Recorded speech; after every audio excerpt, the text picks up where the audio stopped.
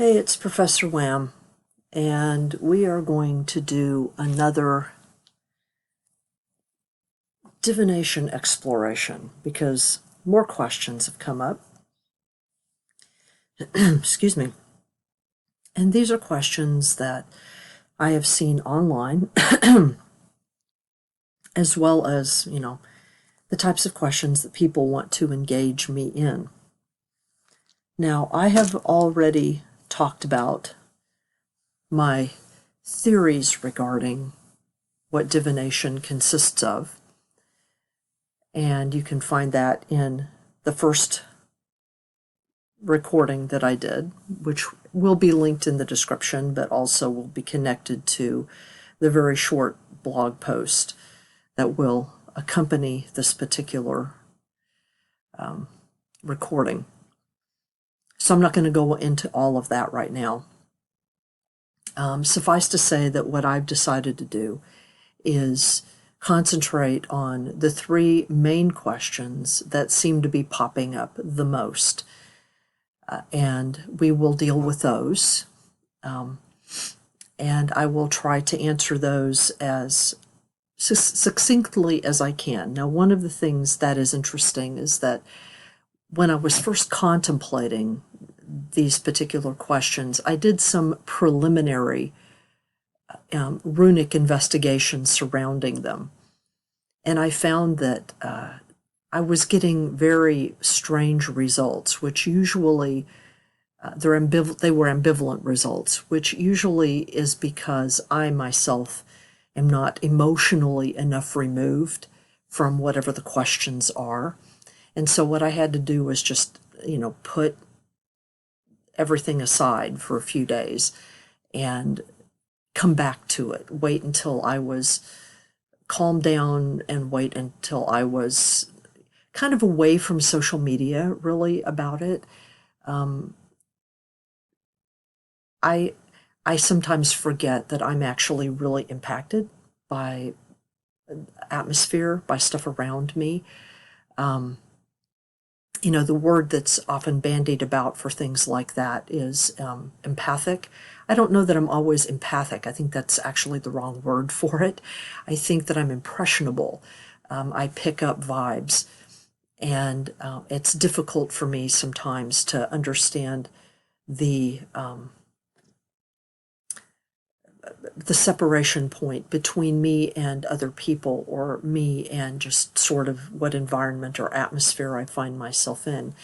I like a distinction that some people I can't remember where I saw it, but somebody made a distinction between empathy and compassion. And because of the way in which empathy is sort of bandied around, people talk about how, they're an empath, whatever.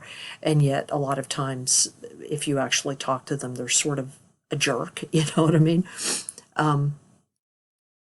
Being an empath does not necessarily mean that you're actually a good person in certain ways.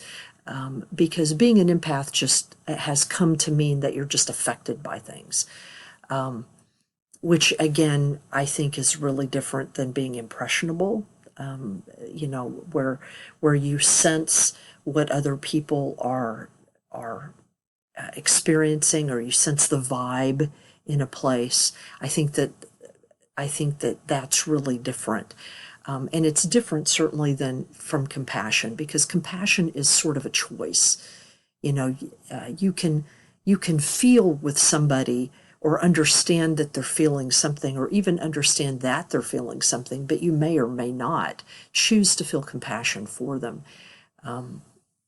Compassion is like love. It's a choice. It's not just a feeling. It's something that you choose to extend to others, because even if you don't understand what they're feeling, even if you don't get where they're coming from, you understand that they're a human being, and so you extend that to them. So to me, there's really a difference there. So I had to really kind of separate myself from social media and the way in which people were sort of asking me questions about these three topics before I could feel settled enough, like today, to actually do some inquiry, real inquiry about these questions. The other thing, there were a couple of other things I wanted to mention that have to do with previous recordings that I have made, both of which will be attached to the blog post. And I made these recordings some months ago. One of them had to do specifically with the drones that were being seen in New Jersey and in the New York area in December and of 2020 and January of 2025. And the other was the recent recording that I did of Jenny Randall's and the weird time slips and stuff like that. First of all, about the time slips, connected to the blog and also connected to the description of this recording in YouTube, I'm going to add a link to a bedtime stories episode, which I believe it was released a couple weeks ago. Bedtime Stories is one of my favorite paranormal story podcasts. And they did a really interesting episode about similar kinds of experiences, time slip experiences and that sort of thing in a particular region of Scotland. Stories that I had never heard of. And I thought they were fascinating. And I thought that would be a really good addition for those of you who liked the Jenny Randall's podcast, that you would probably enjoy these stories as well. And I also wanted to talk a little bit about an interesting phenomenon that has been reported quite a lot over the last month to maybe 6 weeks. It's being reported on a number of paranormal YouTube channels, kind of sensationalistic YouTube channels, but there are lots of reports of this. Just like there were lots of reports of the drone sightings, there were lots of reports about it. And what these are strange electrical disturbances that seem to be occurring sometimes in large city areas, but sometimes a lot of these actually are being reported in fairly rural areas or suburban areas. And what they will consist of is, say, they'll be in maybe a 2 or 3 square block area, say in a small town. All of a sudden, the lights in that small town will start flickering, but flickering in a pattern. They're not just flickering like maybe there's an electrical problem. We're all familiar with that kind of flickering. They'll be and it'll be a combination of like building lights, like outdoor evening building lights and street lights, and maybe certain other types of lights. And they will be blinking on and off in these weird, interesting patterns, like back and forth or kind of randomly, but not in a flickering way. And a lot of these are fairly unusual. So what I will do is, and this is being reported all over the country. I mean, there are reports of this coming in from literally almost every populated large area in the country. And of course, there's all kinds of conspiratorial rumors about what this could mean. And I've been trying to think about that and think about like the vulnerabilities of our electrical grid, which are actually profound. I mean, and there doesn't need to, in fact, be anything paranormal about that. Our electrical grid in many parts of the country is really very shaky. There are many parts of the country, particularly here on the East Coast, where the electrical grid is like 75, 80 years old and really needs to be upgraded in significant ways. And it's kind of a patchwork of things. And there was a part of me when I was watching a number of these different instances from different parts of the country, like from New Jersey and Oregon and New Mexico, and sometimes happening on the same day or like at approximately the same time at night. One of the first things that I thought of was, I wonder if these are hackers getting into our electrical grid and just sort of testing to see how much control they have over our electrical grid in certain discrete areas, just sort of testing it just to see how far they've penetrated. I mean, that's I guess a little paranoid, but to me, that's more, something like that is more likely. And it could be any kind of hacker. It could be the Russians, it could be the Chinese, or it could be domestic hackers doing this as well, seeing if they could get into the electrical grid just to disrupt things. And the reason I say that is that for me, that is much more likely than any paranormal suggestion. And I think it's interesting that nobody thinks of that.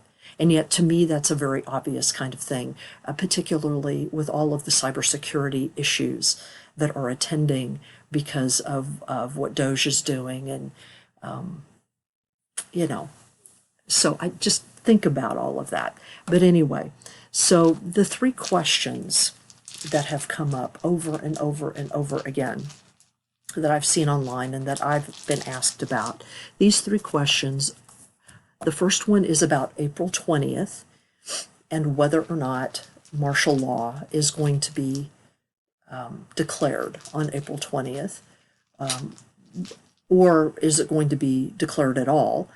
That's the first big question. The second question has to do with whether or not this administration is going to, the Department of Homeland Security specifically, is going to start establishing like concentration camps or internment camps. That's another question. This is connected to, both of these are connected to other, there are larger contexts to them. This camp question is connected to something that has been in FEMA for a long time.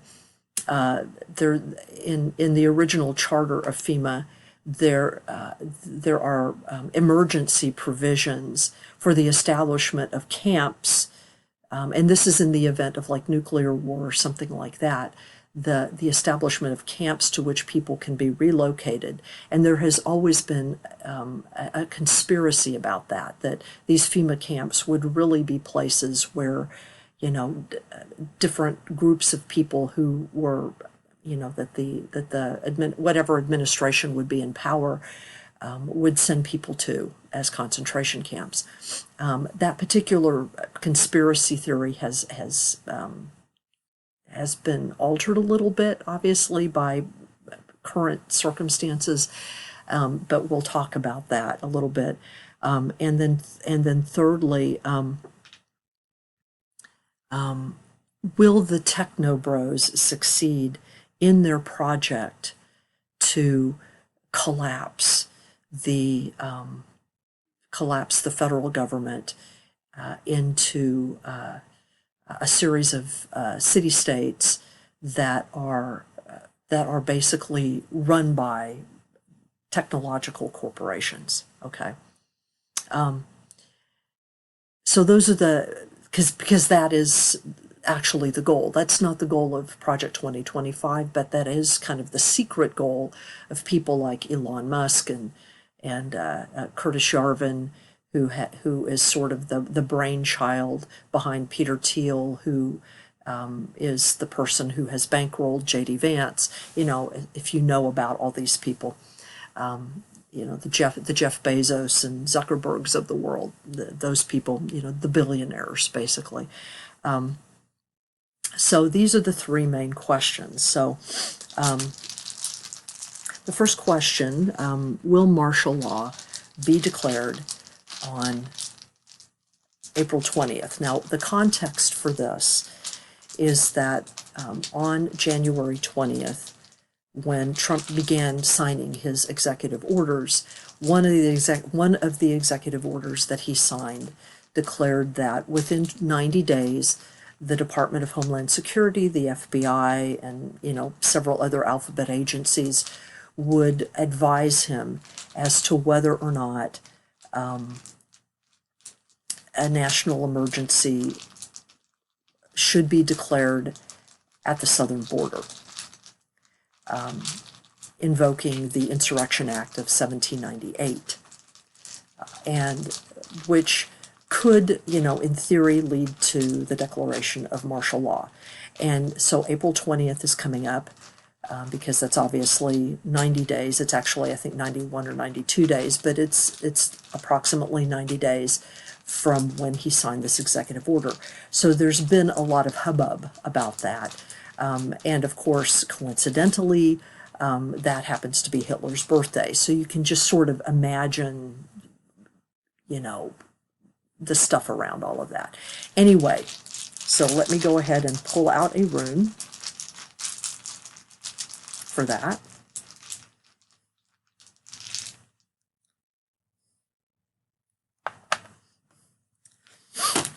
Okay, so the rune that I got is Isa, which in this context, if we're talking about yes or no, in other words, is he going to declare martial law as such? The answer would be no, he's not going to do that. I think that there are probably a lot of mitigating factors against him simply declaring martial law, which this would indicate. The most obvious one being that it is April 20th, which is also Easter, so it's a heavy travel holiday, and it probably even he would see that it would be really poor optics to declare martial law on that particular day. Okay. It also happens to be a day that the week of April 20th is also sort of an infamous day, in the sense that it is during that week period that there are a number of other things which occurred, like the Columbine shooting, the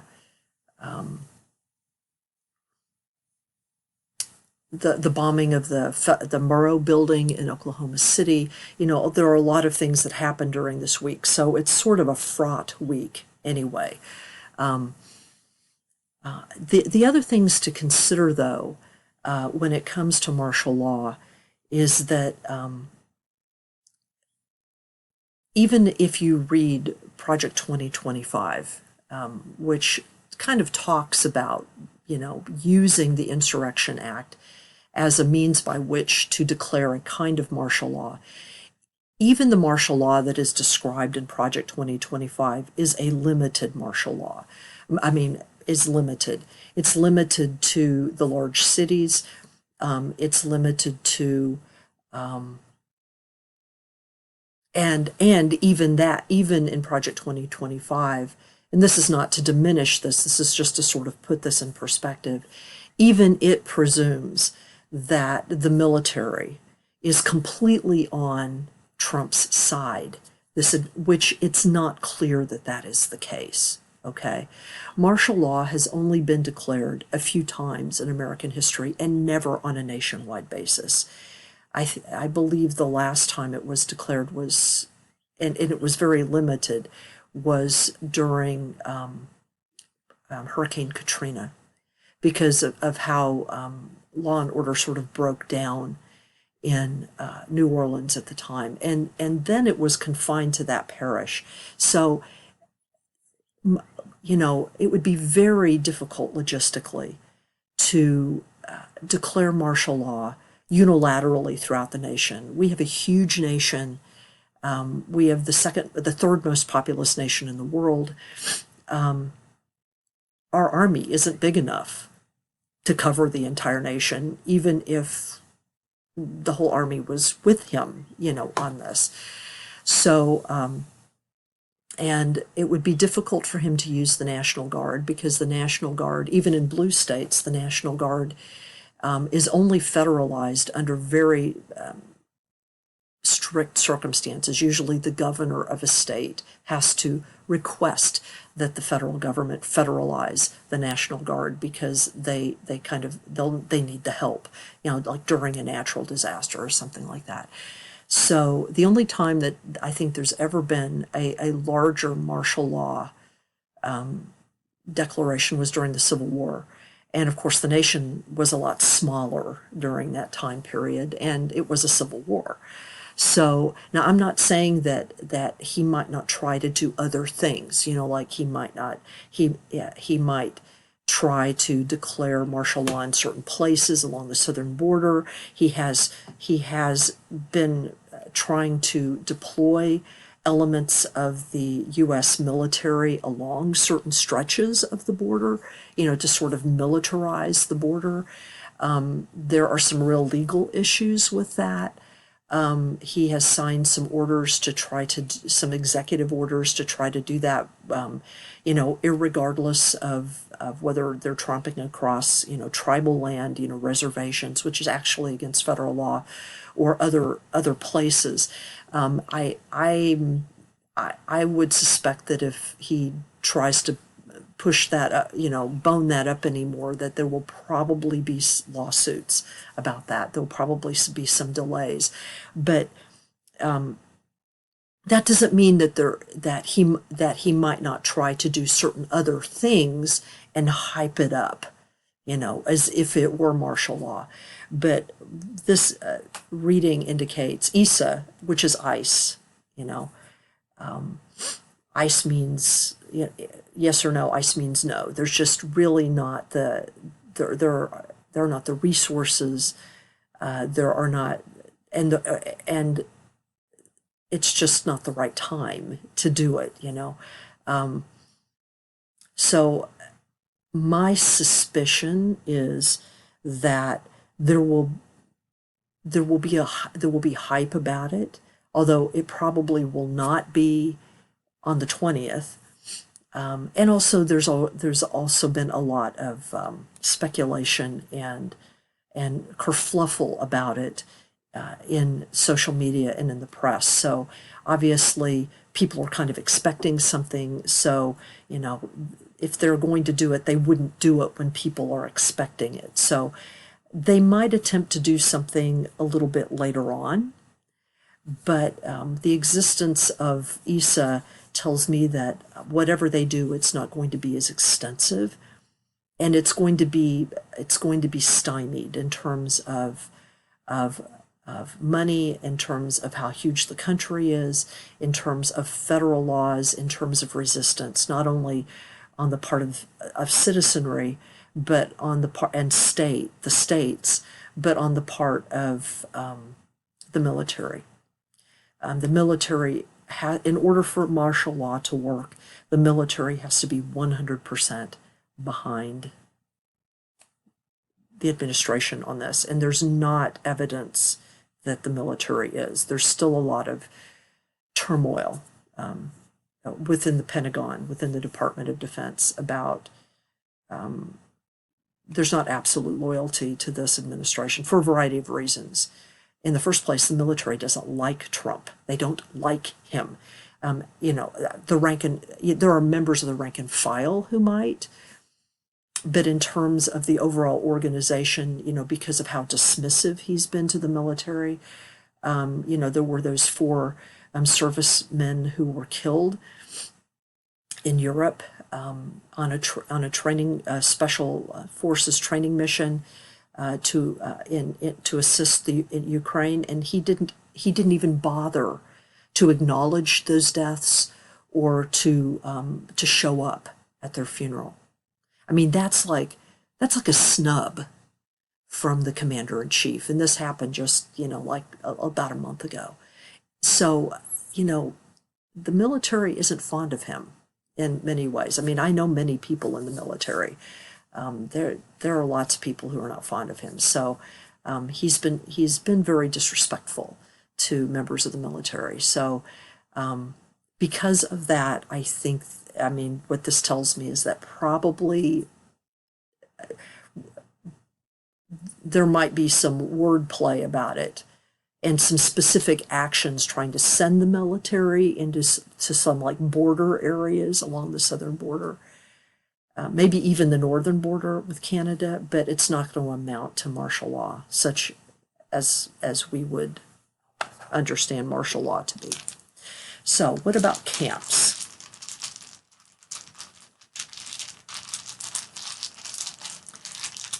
Is the country going to build, is this administration going to build concentration camps?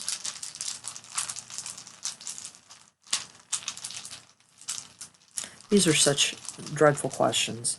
By the way, I mean to say this, and I meant to say this before, this is all for entertainment purposes. I forgot to say that the first time, but that's what I'm saying now. This is all for entertainment purposes. It's very important to say that so that we can be nice and legal, particularly in the state of New York. It's very important to say that. Although my videos are not monetized, but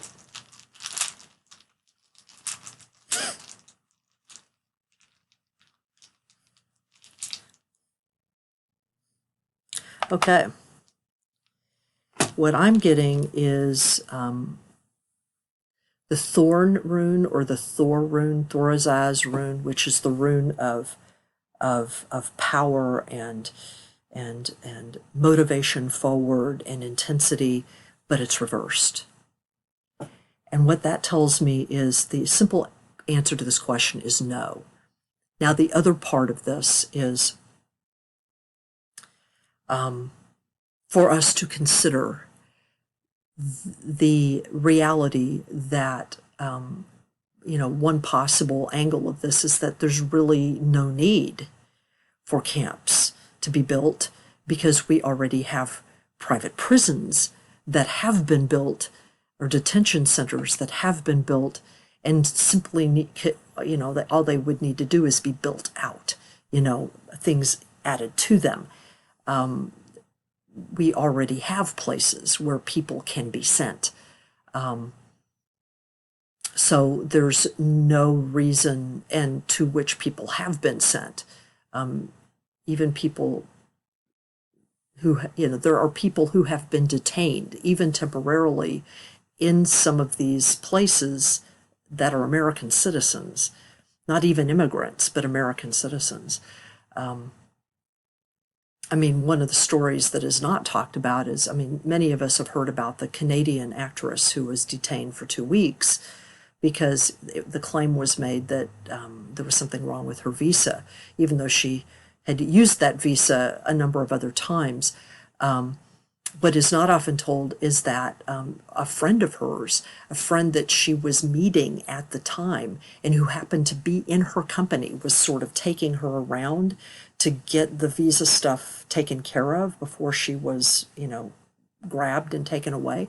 Her friend, who is an American citizen, a regular person like you and me, and by regular, I mean a regular white person, okay?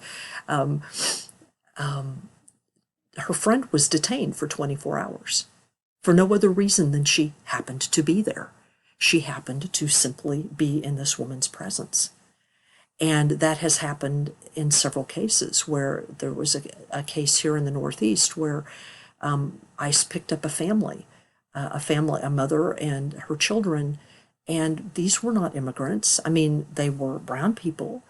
They were brown people who had always lived here in the United States. They were not immigrants. They were not even legal immigrants. They were not immigrants. They just happened to be able to speak Spanish because they were from Puerto Rico. Puerto Ricans are American citizens, okay? And they were held by ICE for, at least 2 or 3 days. So, this is happening to American citizens. So that's bad enough, Now, granted, they weren't sent to concentration camps or put into detention.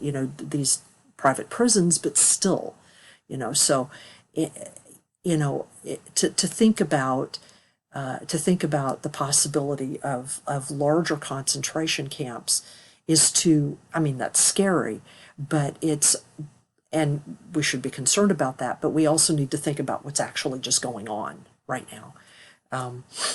Having large-scale concentration camps is very expensive. It takes a lot of manpower, a lot of resources, and that's the reason why the government has been going to these private prisons, to these private corporations, because these private prisons operate out of the federal system. They're not part of the federal system, so they do not have to follow federal rules regarding healthcare, regarding housing, regarding food. They don't have to follow they don't have to follow OSHA standards, basically, in terms of safety. So, think about that before you worry about concentration camps. Basically the answer about concentration camps is no, but that doesn't mean that there aren't other things going on. All right. So, will the tech bros succeed?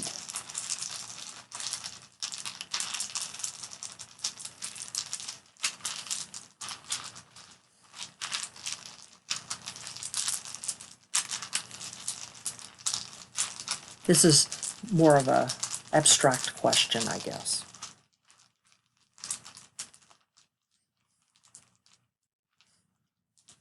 Oops, I had one and it went away. Okay, this is interesting. What I'm getting, the rune that I got is Ing. Now, Ing is an interesting rune in this position because the question is a more abstract question. It's a question about kind of a plot, a plan, an idea that a group of people have sort of abstractly, that they are trying to, and what they're trying to do is sort of crash our system and reconstruct it in a manner that will keep them in control of it, however it is. And what Ing in this position indicates is that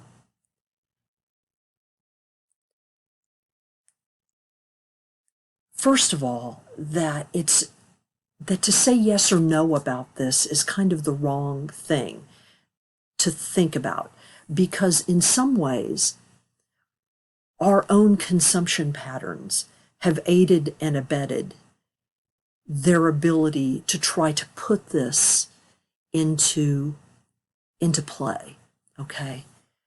And not all of the ideas that they have are necessarily ideas that a lot of us disagree with.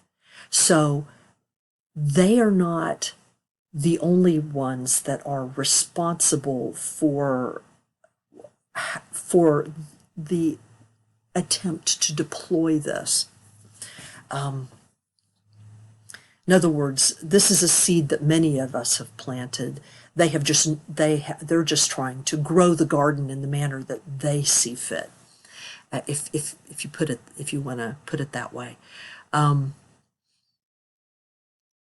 I would say that the other part of Ing, though, is that Ing is about being able to channel whatever fruitful powers are there responsibly. Ing is organic. And a lot of what the tech bros are trying to do is not organic. Let me give an example of this. And this is an interesting example. It's just the example that's coming to me. One of the mistakes that a lot of people make about communism, or about, I guess, Marxism, really, is that because of the types of governments that emerged in the 20th century, that called themselves communists, whether they were the Soviet Union or whether they're China or whether they were Vietnam or Cambodia, because of the nature of those conflicts and those governments, of how authoritarian they were. We tend to think, we in the West tend to think that communism, that's what communism is, and communism is bad because of that, and that socialism, because Marx does claim or hope that socialism will lead to communism. Those have become bad words to us. But very few people go back and actually look to see what Marx actually says. Because if you actually read his text, including the Communist Manifesto, what you find is that communism, as he defines it, communism is not something that can be claimed. It's not something that you can have a revolution and declare yourself communist and it's communist. Okay. He's very clear about that. What he argues is that there has to be a revolution. What the revolution is going to do is it's going to establish a socialism order, and that over time, as humans naturally evolve, and he sees it as almost kind of a messianic evolution. It's magical thinking.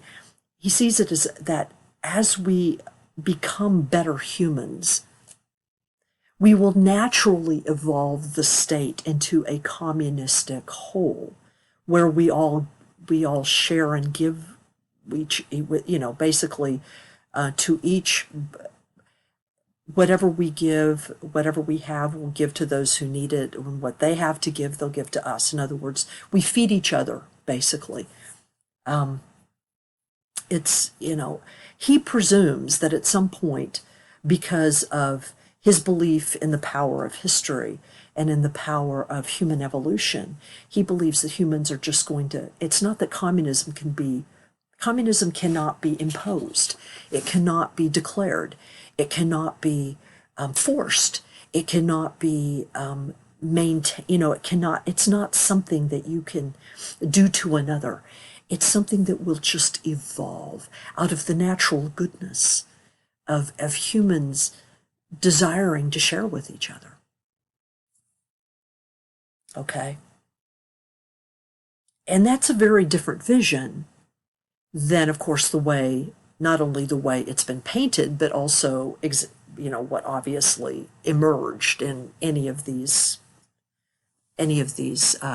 nations. Furthermore, he believed that this evolution would and could only occur if there was a true proletariat, a true working class, and a true bourgeoisie, a true ruling class that was completely and utterly oppressive. In other words, basically, capitalism had to fully and completely and totally shoot its wad and try and destroy everything before human beings would get to the point where they would realize as a whole that this is not the way we wanted to live. Now, obviously, this does not pertain to any of the political orders that we see in the Soviet Union, or that we saw in the Soviet Union or in China or whatever, in some of these other places. Capitalism has certainly not shot its wad yet. It's also not what it used to be, and it's being co-opted in lots of different ways. And of course, Marx believed that capitalism would go through every permutation possible. He saw it as an ego problem, and that eventually humans would evolve out of it. That's kind of how to see the Techno Bros stuff. They have an idea. They have that democracy has failed, that they are going to save what is best about the world, and they're going to do this through technology to ensure that they alone are on the top. And I mean, and Musk, when he gave his interview with Joe Rogan, he basically says this, the problem that we have, that what the West has, is that we have too much empathy for individuals, but not enough empathy for civilization. And so this is the way he describes it. Of course, the problem with that is that in order for that tech bro thing to work, they need all the rest of us. And they need lots of natural resources in order to effectuate that. If digital currency like Bitcoin became, the new dollar of the land, they would have to construct these massive data centers that would use up all kinds of energy in order to do it. According to them, according to Musk and Thiel and all these people, we are what are called, NPCs. We are non-participating characters, basically. We're those we are these placeholder characters in a video game. That's what an NPC is. And in other words, we have to be there as like a placeholder, like if they have to talk to a clerk in a video game, or let's say they're going through a field and they have to find out how to get to this one place by talking to like a farmer that's in the field. That's who we are. But we don't serve any other purpose than that. Well, obviously, all of us know that's not true. They are dependent on us for their profit. They are dependent on us for labor, because none of them actually do any real work. And they are dependent on us entirely, for the wealth extraction that they are participating in. So, they have forgotten who they are, where they are, what their relationship with us is. And but we participate in this in the sense that a lot of the technology, we're fascinated by the vision that they have of technology, and we like a lot of the technologies that are produced. We certainly are consumers of it. We permit them to extract, to use our data and to extract wealth from us. So we are part and parcel of this. One of the things as I was talking is that I pulled out an extra rune to set down, and this extra rune is the rune of expansion and sudden realization. The breaking down in a positive way of old patterns, and the assembling of parts. It's basit, not basit. It's what is it? That's the Islamic wazifa that I use for it. It's dagaz, daylight, daybreak. It's the ability of oppositions, fighting oppositions, to come to a new conclusion that was unexpected. The sort of overcoming, if you will, of oppositional forces into something new. You could call it a dialectic if you want to be Hegelian and Marxist. I'm not going to call it that, because there's more of a breakthrough that is signaled by this. And sometimes it means a breaking down of old patterns, but it's not necessarily traumatic. It's more like an insight, like an aha, kind of moment. And it also has the idea of an element of light. That's something that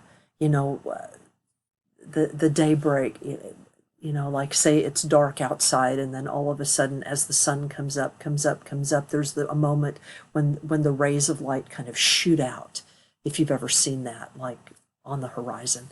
So that's part of what Degas is about. But anyway, so basically it's not really, it's no in the sense that their plans are not going to go the way in which they hoped. But the reason why they won't is that they don't actually understand the foundation on which their plans are laid. They don't understand the relationships between the real world and the world they're trying to build. Okay? And there are the possibilities for some new awakenings in that regard, not only for them, but for us. So my suggestion about all of that is not to be afraid of them. They try to make us afraid of them, by their capital and by their stealing of our data and all of that kind of stuff and the using of our data. But the fact is that we can take that back whenever we want. All we have to do is not respond to their advertisements. We can decide a lot of things about that. And you just have to be willing to kind of look at what you're purchasing, what your economic activity is actually about, and think about ways in which you can engage in economic activity that does not involve electronics exclusively. Because there are still many ways in which we are engaged in economic activity, kind of on a face-to-face level, where we don't necessarily have to use our bank card. And if you can't think of those are questions you could ask me. What are you talking about with that? But anyway, so those are the three questions. I hope that I provided some insight about them. The last thing that I'd like to say is that I personally have been having lots of really intense, I guess, kind of visionary spiritual experiences. And I wanted to tell you about one such experience that I had before I went to bed. It was maybe about a week ago.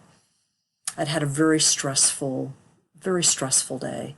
And I was finally in bed, finally getting into bed, finally sort of, getting some rest. And as I laid down, I had this incredible experience where all of a sudden, I didn't just see it, I experienced it. And it's an experience I can't really describe really well, but all of a sudden I saw at least 6 or 7 different probable realities splitting apart from where I was, like these different possibilities of things. And it was, I really felt, like these different realities. I could see this reality moving in a particular direction, and and me moving in a particular direction if I make this decision. And they all had to do with me, but they didn't. I mean, I was in all of them, but they didn't all have to do with me, I guess. But it was just for a second. And as I experienced it, I thought, oh my God, that's really what's happening. What's happening is that, and this is why it's so stressful, what's happening is that our realities are actually splitting into probable selves, if you will, or probable kind of tracks. And that's why there are lots of people that are dying. They're dying to us, but they're not necessarily dying in a different reality. Those 6 family members who died in that terrible helicopter accident in Manhattan a few days ago. And this is not to make light of that death, because in our reality, in our time stream, they died, but in another time stream, they didn't. And they may not even know that they're dead. But this is how incredibly distinct, I guess, if you want to put it that way, how incredibly distinct and distinctly I felt the multiverse sort of showing itself. And I'm sure there's more than 6 or 7 that I perceived. That's just what I perceived. And I recognized, and I was like, oh my God, but I'm here in my bed, so I'm going to go to sleep. So it's like I had to turn it off because it was too intense, But that's part of the reason why I think that there's so much stress. It's not just that we don't know, like what this administration is going to be doing, and so many things are going on. Of course it's that. but it's also that we are, for those of us who are paying attention, we are experiencing in real, quote unquote, time, whatever that means, the actual coming apart of, it's like it's like many forks in the road, um, of a collective reality. It's pretty intense. But anyway, I'm going to end this, and I'll talk to y'all later.